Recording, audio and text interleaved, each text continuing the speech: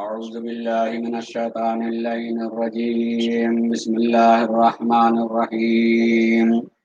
الحمد لله رب العالمين، والصلاة والسلام على أشرف الأنبياء والمرسلين، سيدنا ونبينا وشفيع ذنوبنا وحبيب قلوبنا وطبيب نفوسنا أبي القاسم محمد.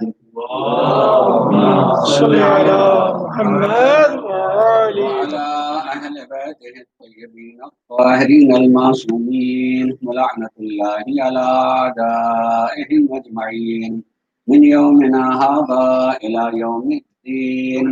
أما بعد، فقد قال الله سبحانه تبارك وتعالى في كتابه الكريم، وهو أصدق القائلين وقوله الحق. بسم الله الرحمن الرحيم.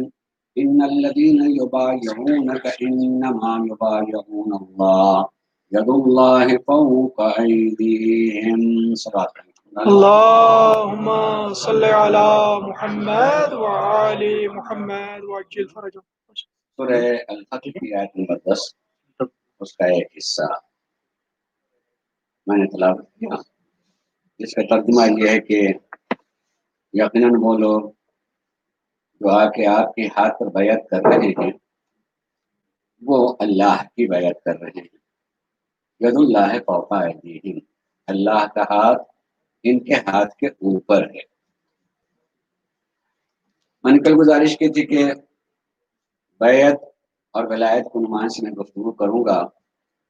بیعت کا لفظ ہمارے سماج اور معاشرے میں بہت بولا جاتا ہے، لیکن کتنا سمجھا جاتا ہے ایک مرحلہ یہ بھی جاننے کا ہے، اور اس سمجھنے کے ساتھ ساتھ اس بات کو جاننا کہ زندگی سے کیا تعلق ہے.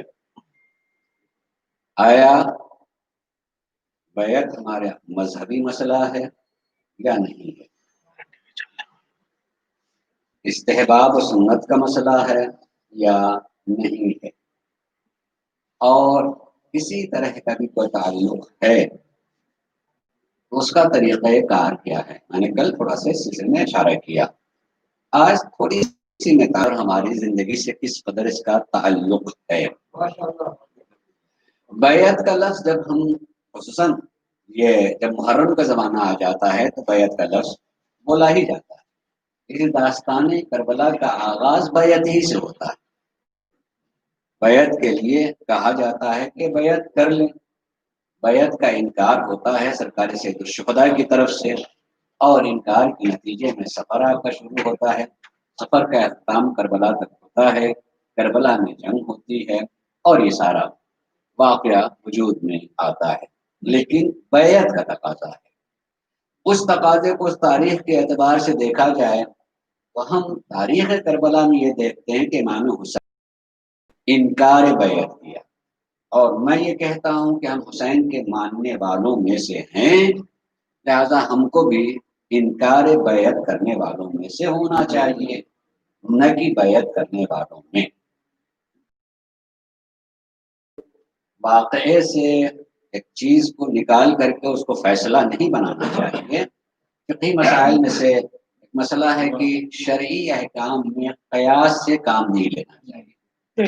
کسی چیز پر قیاس کر کے کوئی نتیجہ نہ نکالیں. میں فقہی مسئلے کی بات کروں گا.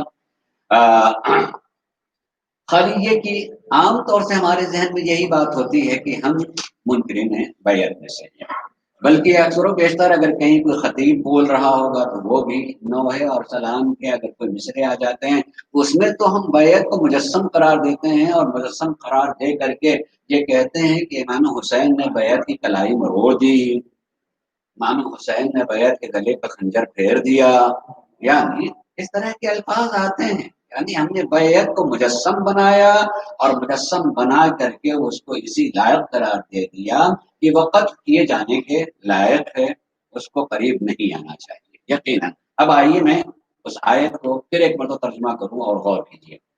اللہ یہ کہتا ہے کہ ان الذین یبایعونک، اے میرے حبیب، اے میرے رسول، جو لوگ آ کے آپ کی بیعت کرتے ہیں، انما یبایعون اللہ، وہ اللہ کی بیعت کرتے ہیں. اس سے ایک بات سمجھ میں آنی چاہیے کہ جو بیعت لینے والا ہو وہ ایسا ہاتھ ہو جسے ید اللہ کہا جا سکے. سبحان اللہ سبحان اللہ. میں نے کل یہ بات کہی تھی کہ بیعت کے بارے میں خود فیصلہ کرنا یہ آپ کا کام نہیں ہے. ابھی یہ سمجھنا چاہیے کہ قرآن کہہ رہا ہے کہ رسول آپ کے ہاتھ میں جو بیعت کر رہے ہیں وہ رسول کی بیعت، وہ اللہ کی بیعت کر رہے ہیں. یعنی آپ کا ہاتھ نہیں، میرا ہاتھ ہے. تو خالی رسول ہی نہیں، جو بھی ہاتھ اس لائق ہو جسے ید اللہ کہا جائے، جسے اللہ نے اسے اپنا ید اپنا ہاتھ کہا ہے، یہ ہم نہ دیکھیں کہ وہ بیعت کے لیے ہاتھ بڑھا رہا یا نہیں. میں نے پہچان لیا ہے تو مجھے بیعت اپنا ہاتھ بڑھانا چاہیے، اس لیے کہ بغیر بیعت کے ہماری کوئی زندگی نہیں ہے. بیعت کے پھر دوسرا معنی میں نے کل ایک معنی جو ہے بالکل سامنے کا جو کیا تھا وہ یہ معنی تو وہی ہے، لفظیں بدل جاتی ہیں کہ بیچ دینا اپنے کو، بیعت نے اپنے کو فروخت کر دینا. اور بیعت اگر ذرا سا اور محبت اور ادبی معنی میں ترجمہ کریں تو اس کا ہوگا اپنے کو حوالے کر دینا، اپنے کو کسی کے حوالے کر دینا، یہ بیعت. بیعت کا تیسرا معنی جو یہی معنی آتا ہے، خالی لفظ بدل جائیں گے، معاہدہ، عہد و پیمان. ہم نے ان سے کوئی عہد و پیمان کر لیا ہے، یہ ہے بیعت. تو اب اگر یہ سارے معنی ہمارے ذہن میں ہو تو کیا ہمارا ضمیر یہ نہیں کہتا کہ بھائی ہم اپنی قوت اور طاقت سے ایسے نہیں ہیں کہ ہم خود اپنے اوپر زندگی گزار سکیں، ہمیں خود کسی کے حوالے ہونا چاہیے. اگر میں اس کے حوالے ہو جاؤں تو میری دنیا بھی سنور جائے گی اور آخرت بھی سنور جائے گی. لہذا ایسے کو تلاش کرنا، ایسے کو سمجھنا، ایسے کو تلاش کر کے پہچاننا، یہ ہماری ذمہ داری ہوتی ہے. اس لیے میں نے کل ایک بات کہی تھی، اس کو ذرا سا آگے بڑھاؤں کہ ہم سے مذہب منواتا نہیں ہے، پہچانواتا ہے. مذہب کو منواتا نہیں کہ یہ مانو یہ مانو یہ مانو، اللہ ہم سے کہتا پہچانو پہچانو پہچانو. حقیقی معنی جب آدمی کسی چیز کو پہچان لیتا ہے تب واقعی معنوں میں مانتا. اس کا ماننا پھر ایسا ہوتا ہے کہ جیسے وہ دیکھ رہا ہو. اگر ایمان اور ایقان یعنی ایمان اور یقین کا فرق سمجھیں تو ایمان کے لیے دلیل کی ضرورت ہوتی ہے، مگر یقین کے لیے دیکھنا معنی رکھتا ہے. مجھے یقین ہے یعنی میں اسے دیکھ رہا ہوں. جیسے آدمی سورج دیکھ رہا ہے، دن دیکھ رہا ہے، تو چاہے میں اندھیرے میں بیٹھا ہوا ہوں مگر یہاں بیٹھے رہ کر کوئی کہے کہ نہیں بھئی رات ہے، تم چونکہ میں دیکھ رہا ہوں، ایک کرن دیکھ رہا ہوں، یا بھی دیکھا ہے، معلوم ہے کتنی جلدی رات نہیں ہو سکتی ہے، تو میں دیکھ رہا ہوں. جب میں دیکھ رہا ہوں تو چاہے کوئی کتنا ہی دباؤ ڈالے. ایمان میں تو ایسا ہو سکتا ہے کہ کوئی دلیل پیش کر دے اور جس دلیل سے میں اب تک مان رہا تھا اس کی دلیل مضبوط لگ رہی ہو تو آدمی تھوڑا سا شک میں پڑنا شروع ہو جائے گا. لیکن یقین میں کہیں سے بھی گنجائش نہیں رہتی اس میں شک آئے، اس لیے کہ یقین دیکھنے کا نام ہے. جب یقین دیکھنے کا نام ہے تو کسی وجہ سے خاموش تو ہو جائے گا مگر دل اس کا مضبوط محکم رہے گا کہ نہیں یہ ماننے کی چیز نہیں ہے.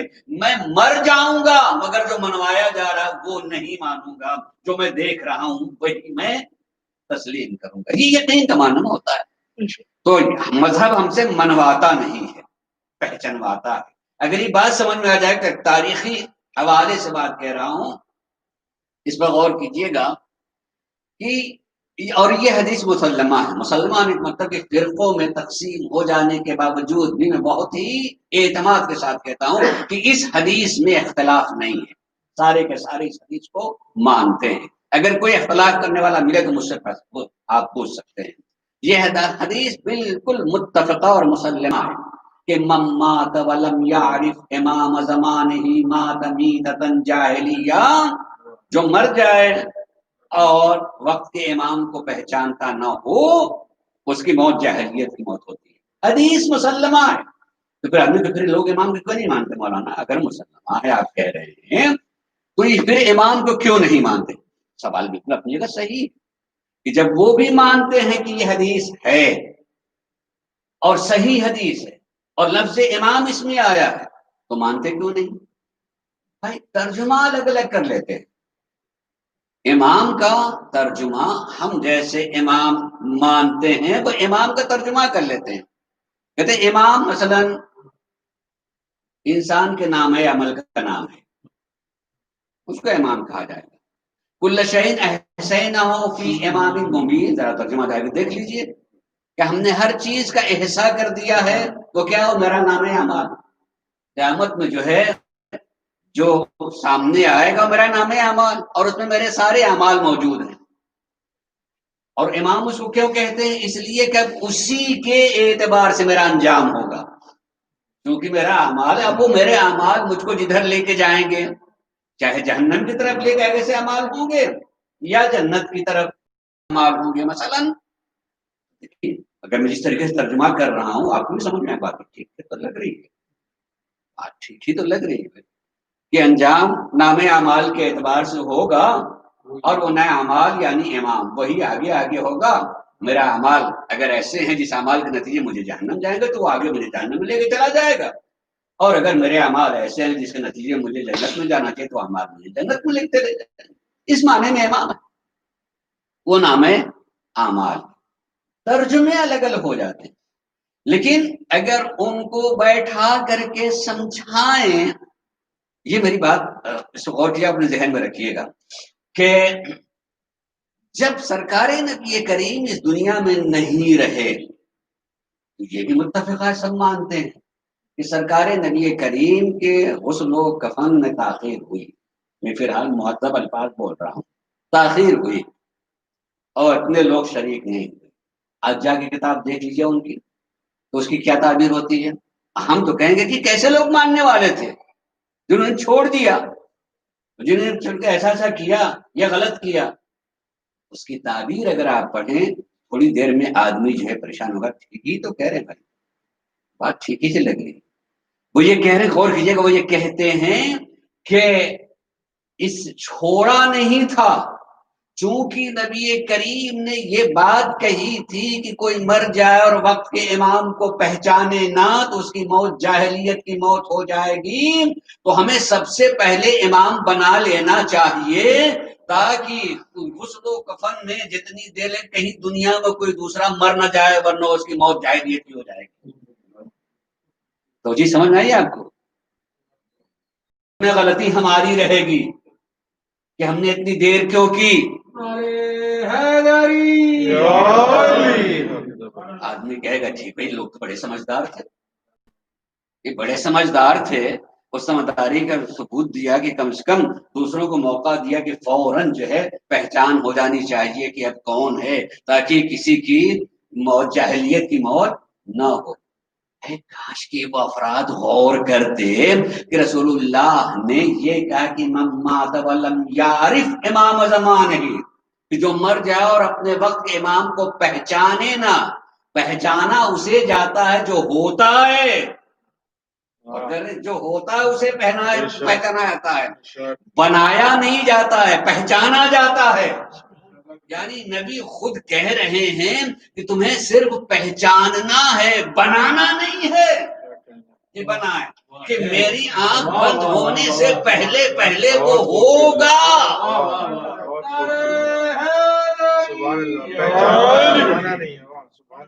اسے جو ہے تمہیں پہچاننا ہے، لیکن ان کو پاک کرنے کے لیے اور باشعور بنانے کے لیے توجیہ یہ ہے کہ دوسروں کو انہی نے جاہلیت کی موت مرنے سے بچا لیا. کہوں گا کہ اصل امام سے دور کر دیا، اصل امام سے دور کر دیا. میں نے اتنے واقعے کیوں پیش کیا ہے؟ اس لیے پیش کیا ہے کہ بیعت کے لفظ نے یہی سے تاریخی اعتبار سے معنی بدلا ہے. بیعت کے لفظ نے یہی سے تاریخی معنی تبدیل کیا. اور کس معنی میں آ گیا ہے. یعنی اسلام میں لفظ بیعت ووٹ کے معنی میں یہی سے پیدا ہوا. بیعت ووٹ دینے کے معنی میں نہیں تھا کہ کون کس کو ووٹ دے رہا. بیعت سیاست میں داخل ہو کر کے میں کیا ہم ہاتھوں کو گن کر کے اپنے کو حاکم ثابت کریں.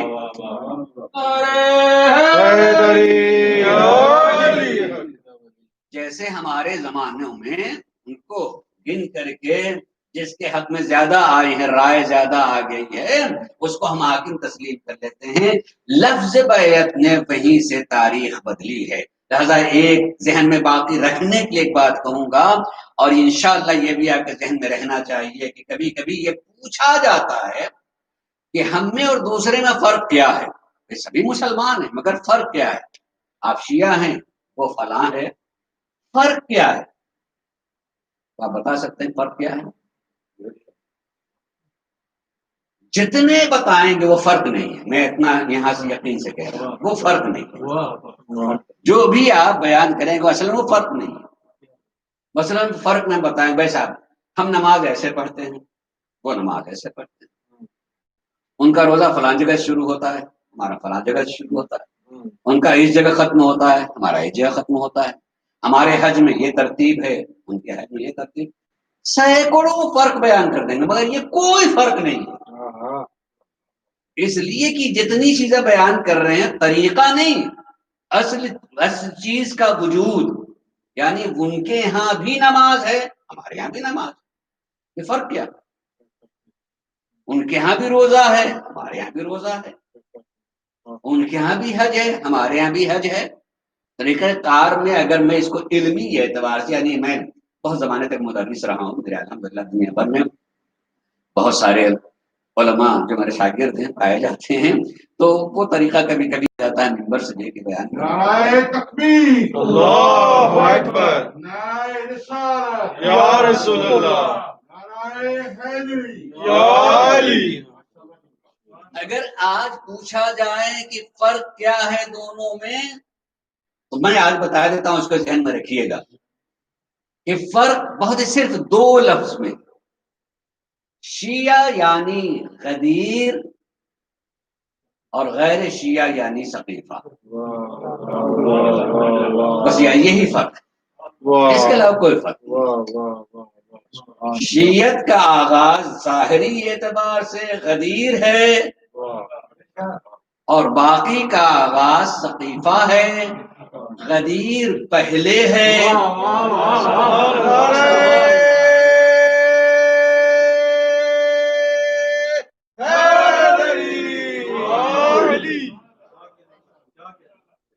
سقیفہ بعد میں ہے. ہر دشمنان اہل بیت لعنت. غدیر میں رسول موجود ہیں.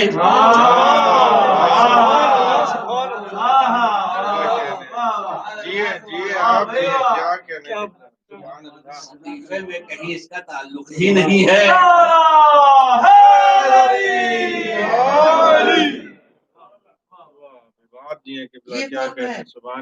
یہاں پہ ذہن جب پوچھے نہیں فرق پڑے.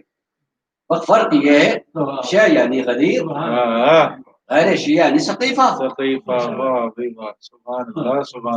اور غدیر توجہ چاہوں گا، ایک بات کہوں گا آج ابھی بیعت ذرا سا دور ہوں غور کیجیے گا. غدیر یعنی کیا؟ غدیر یعنی غدیر تک صراط مستقیم ہمیں معلوم ہے. غدیر تک صراط مستقیم ہمیں معلوم ہے. اس صراط مستقیم کا نام ہے رسول. اب اس کے بعد رسول رہنے والے نہیں ہیں تو رسول کا فریضہ ہے کہ اپنے بعد اس تسلسل کو بتائیں. اس کو بتائیں کہ میرے بعد جو ہے یہ میرا اختتام نہیں، صراط مستقیم یہی بند نہیں ہوا. اب اگر میرے بعد اس تسلسل کو دیکھنا ہو تو میں اسے تمہیں دکھا دوں گا. میں اسے تمہیں دکھا دوں گا. اس لیے غدیر کے بعد اگر جتنی مرتبہ بھی سنیں گے تو مولائے کائنات کی زبان سے یہی نکلے گا، فرماتے انا واللہ صراط اللہ المستقیم، خدا کی قسم میں ہی اللہ کا سیدھا راستہ۔ سبحان اللہ، سبحان اللہ۔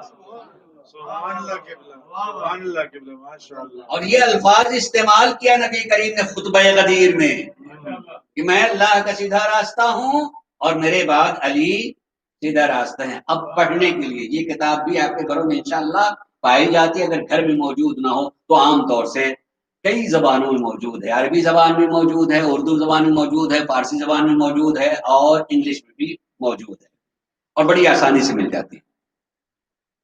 شیخ تیجان السماوی کا نام سنا ہے آپ نے؟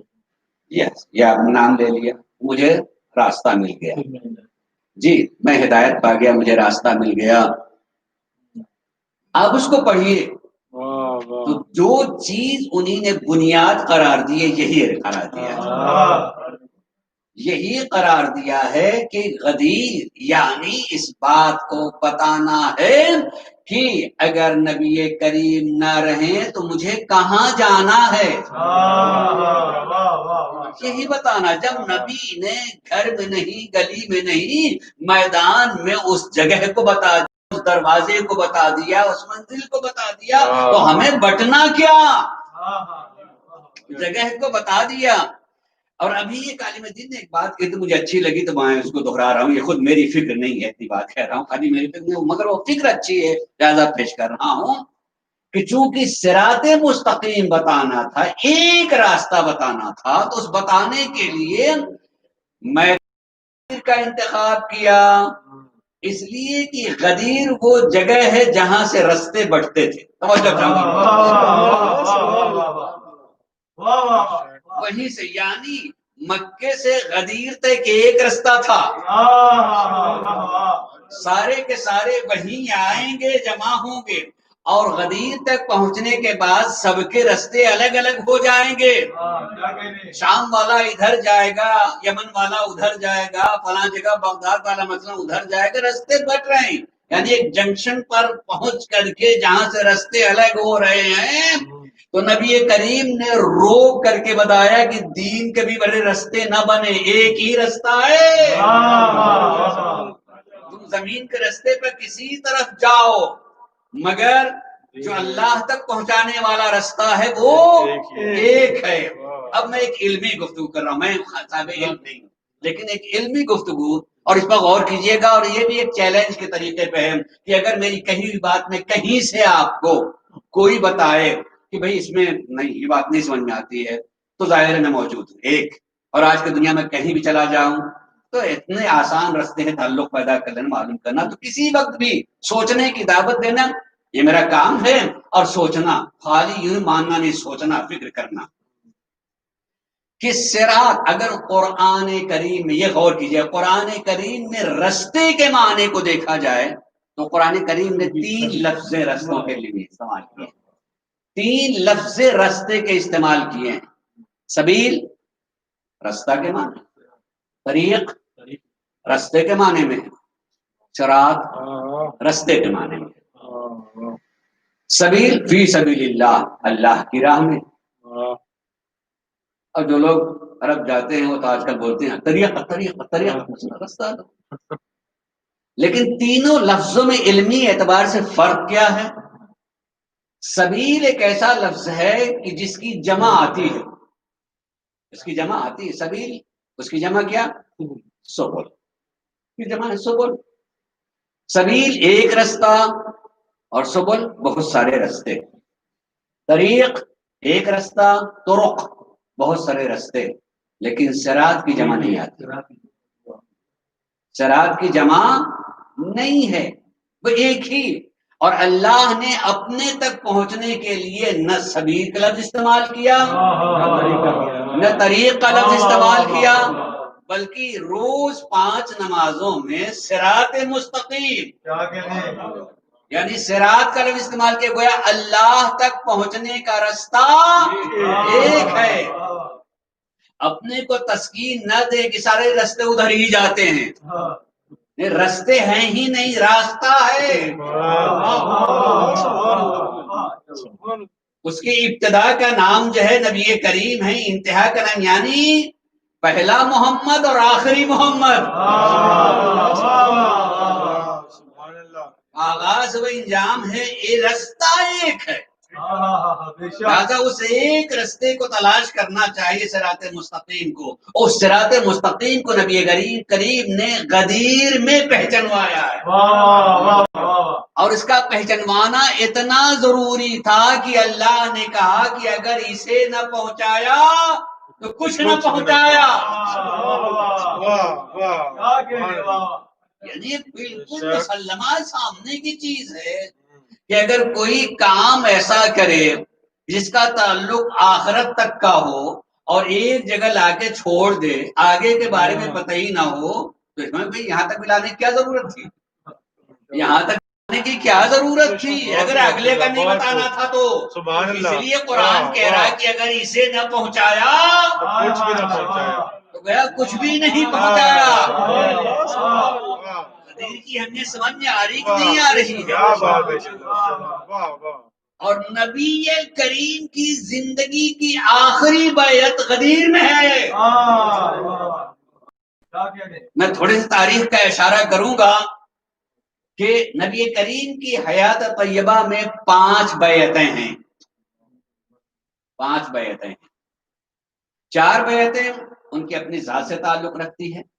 میں انشاءاللہ کل تھوڑی سی وضاحت کروں گا، اس لیے کہیں ذہن میں نہ آئے کہ معصوم بیعت مانگتا نہیں ہے. کبھی کسی معصوم نے بیعت مانگی نہیں. جس کی ضرورت ہے اسے وہ ہاتھ پہچاننا چاہیے کہ ہاتھ پہچانے اور خود بیعت کرے. کیا کہنا ہے. واہ اور بیعت مانگنا جس معنی میں نے کہا کہ جو بدعت بیعت میں ہوئی ہے وہ سقیفہ میں، کیونکہ وہ بیعت مانگی گئی ہے. اور وہ بیعت جو مانگی گئی ہے، کہے کہ یہ قسمیں تھوڑا سا میں بیان کر دوں، تھوڑی سی وضاحت ہو جائے گی. بیعت کی قسمیں ہیں. ایک ہے بیعت اطاعت، کی اطاعت کرنے والی بیعت کہ ہم آپ کی پیروی کریں گے. تو وہ اطاعت والی بیعت نام لے کر کے کہا جائے کہ اب یہ کام تم نہیں کرو گے، میں جو کہوں گا وہ کرتے رہو گے، اور اس پر بیعت کر لیا آپ نے، یہ بیعت اطاعت. نبی کریم کی باقی جو 4 بیعتیں ہیں اس میں سے نام بھی لے لوں. بیعت عقبہ اولا، عقبہ جگہ کے نام ہے. سرکار نبی کریم نے جو ہے مکے میں سرکار نبی کریم نے جب بعثت کا اعلان کیا، اپنے مبعوث پر رسالت ہونے کا اعلان کیا، تو اس کے 12 سال کے بعد مدینے سے کچھ لوگ آئے تھے اور مقام عقبہ میں جمع ہوئے، اور نبی کریم نے ان سے بیعت لی. کس بات پر؟ چونکہ آپ اسلام کی دعوت دے رہے ہیں. دعوت دیتے ہوئے جن چیزوں سے منع کہ دیکھو بھائی شرک نہیں کرنا، یہ فلاں گناہ سے بچنا، فلاں گناہ سے بچنا. گناہوں کا نام بھی ہے، بات چیزیں ممبر سے نام لینا اچھا نہیں لگتا. گناہوں کو نام لے کر کہ یہ نہیں کرنا اور یہ نہیں کرنا اور یہ نہیں کرنا. مثلا جن چیزوں کو آسانی سے نام لیا جاتا ہے، جھوٹ نہیں بولنا مثلا، اب یہ بے ایمانی نہیں کرنا مثلا، اور بات چیزیں ایسی ہیں کہ جس کا نام ممبر سے لیتے ہوئے ذرا سا اچھا نہیں لگتا.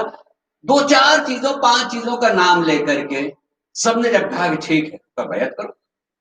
واہ کرو یعنی اب مجھے عہد و پیمان دو اور اس بات پر اپنے وجود کو میرے حوالے کر دو کہ تمہارے تمام حرکات و سکنات ویسے ہونے چاہیے جیسا میں کہوں. کیا کہنا. یہ بیعت عقبہ اولا. ایک ہی سال پورے نہیں گزرے تھے کہ کچھ لوگ اور مدینے سے متاثر ہوئے، اور پھر دوبارہ اور اسی مقام پر لے جا کر کے نبی کریم نے پھر ان کو کچھ دعوت دی اور کچھ مخصوص چیزوں میں ایسی بیعت لی. ان لوگوں نے نبی کریم کی بات کو تسلیم کیا اور بیعت لوگوں نے نبی کریم کے ہاتھ پہ کر لی. یہ 2 بیعت نبی کریم کی لی. بیعت اطاعت ہے کہ یہ چیزیں سنو اور اس میں تمہیں اطاعت کرنی ہوگی. ایک ہے بیعت رضوان، یہ تو نام سنا ہوگا. بیعت رضوان ہے، یہ بیعت جہاد ہے. بیعت رضوان جو ہے بیعت جہاد ہے. چونکہ نبی کریم مکے کی طرف جا رہے تھے، جو صلح حدیبیہ آپ لوگ پڑھتے ہیں نا، وہی بیعت رضوان ہے. اس میں یہ ہوا کہ جب ان لوگوں نے اس طریقے سے نہیں ایسا نہیں ہوگا اور آپ کو یہ ماننا ہوگا وہ ماننا ہوگا، تو نبی کریم نے اس وقت بیعت دی تھی، بیعت جہاد. بھائی اگر وہ ہم پر حملہ کر دیتے ہیں تو یہ بیعت کرو، کوئی بھاگے گا نہیں، کوئی بھاگے گا نہیں. جسم کے آخری قطرے خون تک تمہیں رہنا ہوگا. اب بخدا میں اس سلسلے میں جب میں نے پڑھا ہے تو حیرت ہوئی کہ بعد میں بھی لوگوں نے کہ یہ ہم نے تو بیعت کی تھی اس لیے کہ ہاں یہاں پر ہم یہ نہیں کہ ہم جان دے دیں گے مگر ہاں رکے رہیں گے، اس پر ہم نے بیعت کی تھی. یعنی اب بھی جو ہے یہی بتانا کہ جی ٹھہرے رہیں گے، بھاگ نہیں جائیں گے مگر اپنی جان دے دیں گے، اس کے لیے نہیں بیعت. بھائی بیعت جہاد کا مطلب کیا ہوتا ہے؟ یہی ہوتا ہے کہ اگر تمہیں جان تک بھی بات آئے تو اس سے پیچھے نہیں ہٹنا ہوگا، یعنی جان کی قیمت نہ ہو، ایمان کی قیمت ہو. اس پر بیعت نبی کریم نے لی تھی. اور چوتھی بیعت جو ہے فتح مکہ کی، کہ وہاں جب مکہ فتح کر لیا اور بہت سارے لوگ آئے ہیں اور آگے معذرت ان لوگوں سے بھی آپ نے بیعت لی. پانچویں بیعت جو ہے غدیر کی ہے، مگر میں اس کو شروع کروں گا جب ولایت کی گفتگو کریں گے. وہ ہے بیعت ولایت. وہ بیعت ولایت میں سلسلے میں انشاءاللہ تذکرہ کروں گا. نبی کریم کی حیات کی یہ 5 بیعتیں ہیں، نبی کریم نے یہ بیعت لی ہے. بس آج تھوڑا سا اس بات کی طرف اشارہ کرتے ہوئے کل مجھے اپنے احساس ہوا تھا کہ میں تھوڑا سا زیادہ من پڑ گیا تھا. اتنی لمبی میں تقریر کرتا نہیں ہوں، معمولاً میں اپنے سننے والوں سے یہ کہتا ہوں بھائی میری تقریر جو ہے میرے قد کی مناسبت سے ہوتی ہے. جس قدر ننا منا سقط سے ویسی ننی منی سی تقریر ہوتی ہے، طویل نہیں ہوتی ہے، بڑی نہیں ہوتی ہے. اور واقعی میں کوشش کرتا ہوں کہ اتنی دیر تک. لیکن کل جو ہے پہلا دن تھا اور تھوڑی سی میں اپنے تقریر سے الگ والی باتیں جو کہنے لگا وہ اضافہ ہو گئی تھی. اس لیے جو ہے تو میں خالی اس کو مکمل کرتے ہوئے اتنی بات کہہ دوں کہ بہرحال میرا تعلق ہے لکھنؤ سے، یہ کوئی فخر کی بات نہیں مگر کچھ چیزیں وہ ہوتی ہیں اس کو میں کہہ رہا ہوں کہ لکھنؤ تھا واقعہ اور آج بھی شہرت رکھتی ہے کہ مرکز علم و ادب ہے، تھا اور مرکز علم و ادب ہے، آج بھی کسی حد تک ہے. وہاں مشاعرے وغیرہ ہوتے ہیں.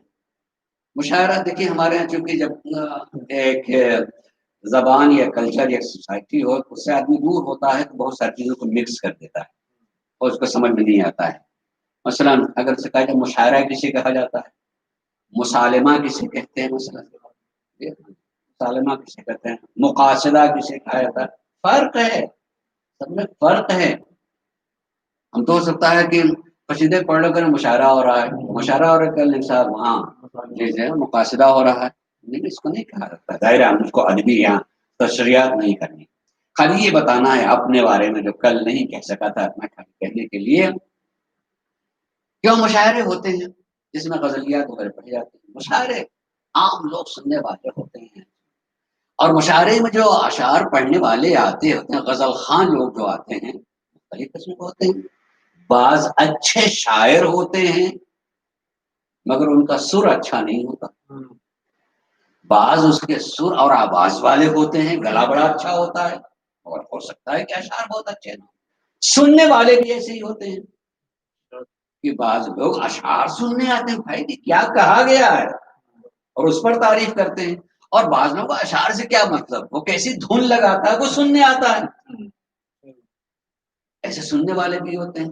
مشاعروں میں زیادہ تر عوام ہوتے ہیں اور عوام کو اشعار کے باقی ادبیت سے کیا تعلق، سر زیادہ تر ہوتا ہے، ان کو اچھا لگے اسی پر ان کو مزہ آتا ہے کہ بھئی کیا اس نے پڑھے اور وہ اسی طریقے سے آدمی اس کو یاد بھی کر لیتا اور خود بھی پڑھنے لگتا. اگر کوئی ایسا پڑھنے والا آ جائے اشعار کا جس کے نہ اشعار اچھے ہوں نہ سر ہی ہوں تو کیا ہوگا، کوٹنگ ہوگی. کوئی جلدی ہٹو کسی دوسرے کو آنے دو. ایک صاحب آ گیا اسی پڑھنے والے جو A4 کے سائز پر کاغذ پر بہت سارے اشعار لکھے ہوئے تھے اور پڑھے جا رہے ہیں، ختم ہی نہیں. اور ایسے پڑھنے والے جو طے کیے ہوتے ہیں جتنا لکھا سب پڑھے اور وہ کاغذ جو ہے اپنے چہرے کے سامنے کر لیتے ہیں تاکہ نہ کوئی مجھے دیکھے میں کسی کو نہ میں کسی کو دیکھوں، مجھے تو پڑھنی ہے میں کسی کو نہ میں کسی کو دیکھوں، مجھے تو پڑھنی ہے۔ نعرہ حیدری لیکن مشاعرے میں کوئی احترام تو ہوتا نہیں کہ ممبر ہے، مجلس ہے، فرشیدہ ہے، چلو بھائی احترام کر لو۔ مشاعرہ تھا، وہاں جوان لڑکے ووٹنگ کرنا شروع کر دیتے ہیں۔ وہ پڑھ رہے تھے، پڑھتے پڑھتے ذرا سا کاغذ سامنے سے آیا تو دیکھا کہ ایک بزرگوار جو ہیں اپنے ہاتھ میں ایک لاٹھی لے آ رہے ہیں۔ کوئی ڈرے، امی سے ووٹنگ تو ہو ہی رہی تھی، ڈرے کہنے بڑے میاں بیٹھ جائیے، بس خالی ایک شر رہ گیا، ایک شر ہے گا پڑھ لیجیے۔ میں کہا نہیں بھیا تم لکھنؤ میں آئے ہو، ہمارا تعلق لکھنؤ سے ہے، تم پڑھو، تم ہمارے مہمان ہو، میں تو انہیں تلاش کرنے آ رہا ہوں کس نے تم کو بلایا ہے، آپ کو بلایا ہے کس نے ہے، میں اس کے پیچھے آ رہا ہوں۔ تو یہی میں اپنے لیے کہنے کے لیے آج کہوں، کل سے بہت زیادہ کم تاریخ ہو جائے، کہوں کہ بھائی اگر میرا بیان میری چیزیں پسند نہ آئے تو مجھے مہمان سمجھیے گا، جس نے بلایا ہے اس کو تلاش کیجیے گا۔ سلام علیہ محمد وآل محمد۔ اللهم صل على محمد وآل محمد وعجل فرجهم۔ کوشش تو کرتا ہوں کہ جو کچھ بسم اللہ جاری رکھیں، اللہ جزاک اللہ خیر۔ انشاءاللہ میں اس کو پیش کر سکوں۔ یقین جانیے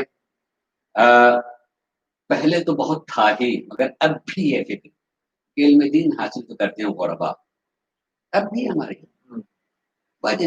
جن والدین کے پاس اتنا نہیں ہوتا ہے کہ جو اپنے بچوں کو پال سکیں، وہ دینی مدرسے میں بھیج دیتے ہیں، چلو وہاں پڑھ بھی لکھ لے گا، اس کے کھانے پینے کا بھی ہو جائے گا، ہمارا بوجھ کم ہو جائے گا۔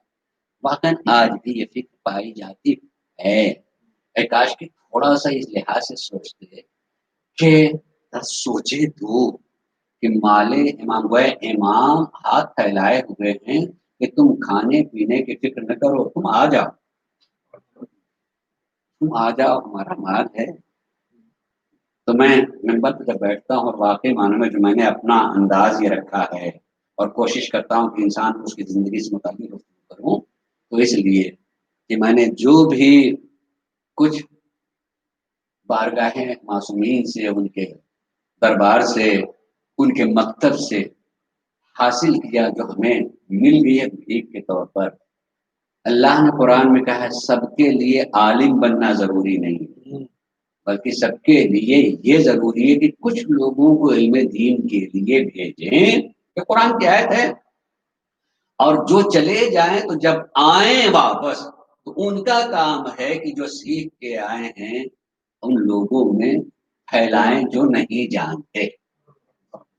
تو یہ ممبر علم اہل بیت کے پھیلانے کی جگہ ہے، اور شرف یہ ہے کہ ان کے نام پر جو فرش بھی ہے اس میں آنے والے کی عمر کی قید نہیں ہوتی ہے، جس عمر میں آئے گا وہ حاصل کرتا چلا جائے گا۔ اور ایک حدیث میں پڑھ کر کے اپنی بات کی تکمیل کرتے ہوئے کہوں کہ شہزادی حضرت خاتون جنت فاطمہ الزہرا سلام اللہ علیہا، اللهم صل على محمد وآل محمد، انہی نے منیت الملوک حدیث کی کتاب ہے، اس میں نے اس حدیث کو دیکھا، فرمایا کہ جو کوئی ہمارے یتیموں کی کفالت کرے گا ہم قیامت میں ان کی شفاعت کریں گے۔ تو جن لوگوں تک بات یہ گئی تو انہیں یہ کہا کہ شہزادی ہم اور آپ کے یتیموں کی کفالت، آپ کا صدقہ تو ہم کھاتے ہیں، ہم بھلا آپ کے یتیموں کی کفالت کیا کر سکیں گے؟ تو شہزادی نے فرمایا کہ ہمارے یتیم سے مراد ہماری اولاد نہیں ہے، ہمارے یتیم سے مراد ہمارے وہ چاہنے والے ہیں جو دل کی گہرائیوں سے ہمیں چاہتے ہیں مگر ہمارے علم سے دور ہو گئے، ہمارے پیغامات سے دور ہو گئے، ہمارے احکامات سے وہ ناآگاہ ہیں۔ جو انہیں آگاہ کرتا چلا جائے گا، نا آگاہی کی بنیاد پر یتیم ہے، جو انہیں علم بانٹ دے گا گویا ان کی کفالت کر رہا ہے اور یتیمی دور کر رہا ہے۔ یہ اصل میں فرش ازا انہی کی درسگاہ کا نام ہے، انہی کی بیٹی خاتون جنت کی بیٹی حضرت زینب علیہ مقام نے اس درسگاہ کو قائم کیا ہے، جہاں سے علم کی بھیک بڑھتی ہے اور چاہنے والے لا علمی سے جو دور ہو گئے ہیں انشاءاللہ اس فیض کو پا کر کے اپنے اس رشتے میں جڑتے چلے جاتے ہیں۔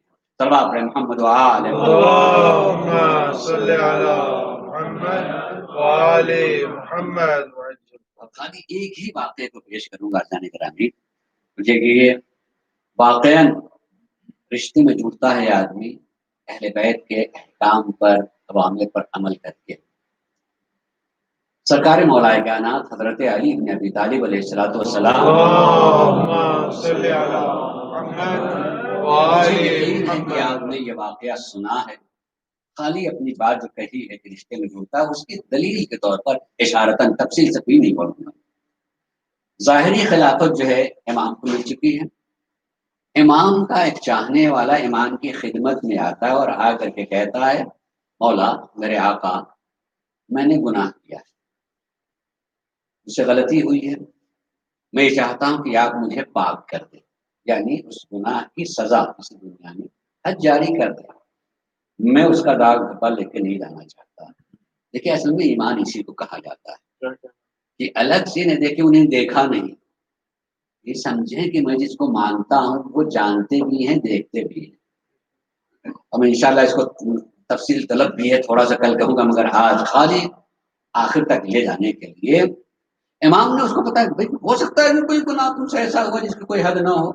नहीं मौला, आप ही के दरसगाह से पढ़ा हुआ मुझे पता है, जाओ हो सकता है कि इतना गुनाह न किया हो जिसमें हद जारी की जाए, तौबा कर लो जा करके।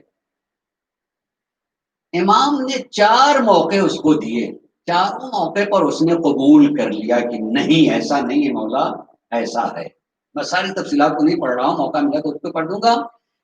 और ये हमारा शरई है कि इकरारुल उक़ला अला नफ्सिही मक़बूल। अगर कोई शख्स बगैर किसी दबाव के और बगैर किसी के पूरे यकीन के साथ 4 मरतबा किसी चीज को कबूल कर ले तो वो 4 गवाही के बराबर हो जाती है, तस्लीम कर लिया जाएगा। 4 मरतबा उसने अपने आप में कबूल कर लिया और कोई दबाव नहीं है, उसको पूरी छूट भी दी जा रही है, लेकिन वो कबूल कर लेता। इमाम ने फौरन जब 4 मरतबा उसने कह लिया कि नहीं ऐसा है, तो हुक्म दे दिया, जाओ भाई इसके हाथ काट दिया।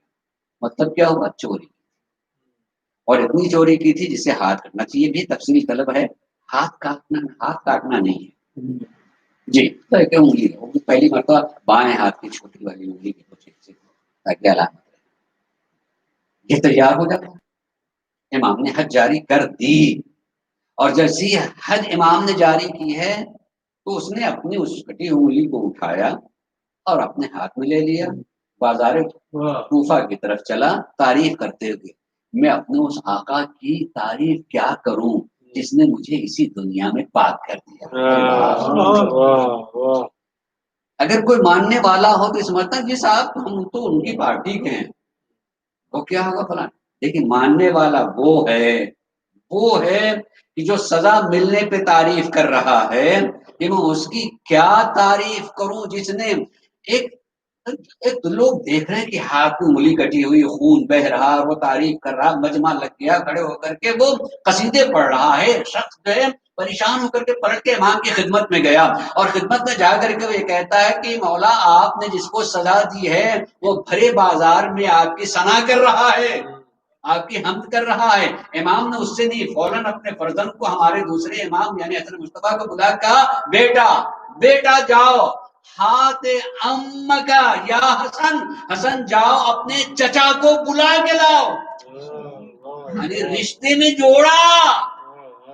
इमाम कहते हैं हाथ अम्मा का या हसन, कोई खून की रिश्तेदारी नहीं थी, खाली मोहब्बत के रिश्ते में बाकी रहा, सजा पा के भी तो इमाम ने रिश्ते में जोड़ लिया। इमाम ने रिश्ते में जोड़ के उसको कहा जा अपने चचा को लेकर के आ।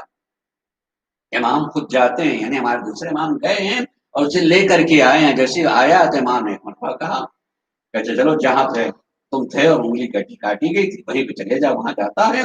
और कहा कि ऐसे उंगली जहां थी वैसे रखो, उसने रख दिया। इमाम ने अपनी अबा का दामन उसको रख दिया। पाक दामन रखने के बाद आपने 2 रकअत नमाज पढ़ी। नमाज पढ़ने के बाद कहा रखा था मैंने, अब उठाओ तुम। उसने उठाया, जैसी उंगली पहले थी वैसे ही हो गई।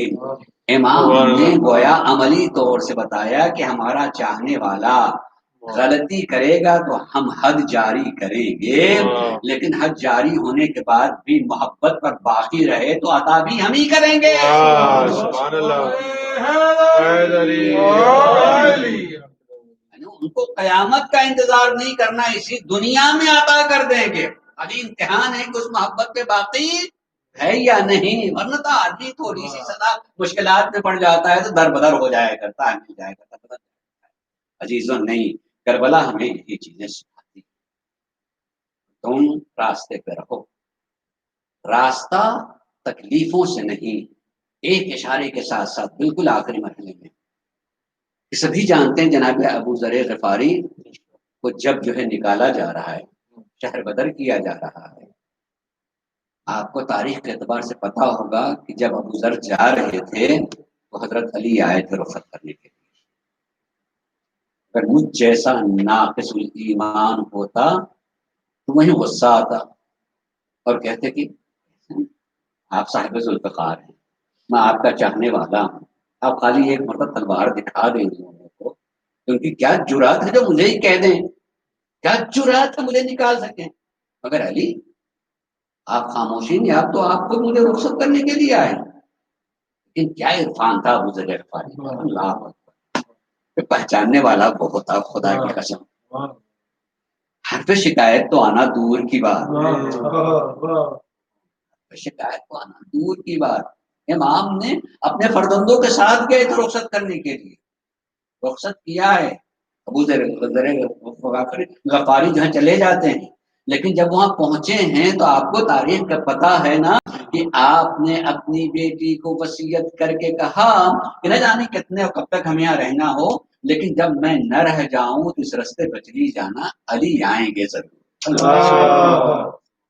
تم پریشان نہیں ہونا، علی آئیں گے ضرور۔ خدا کی قسم آدمی تنہائی میں سوچتا ہے کہ یہاں کیسے غذا، یہاں کیسے رہنا، یہاں کی چیز ہونا، کتنا مطمئن ہے، کتنا مطمئن ہے آدمی کہ جس علی کو میں مانتا ہوں وہ علی تنہا چھوڑنے والا نہیں، وہ مشکل کشا ہے، وہ مشکل کشا ہے، علی آئیں گے ضرور۔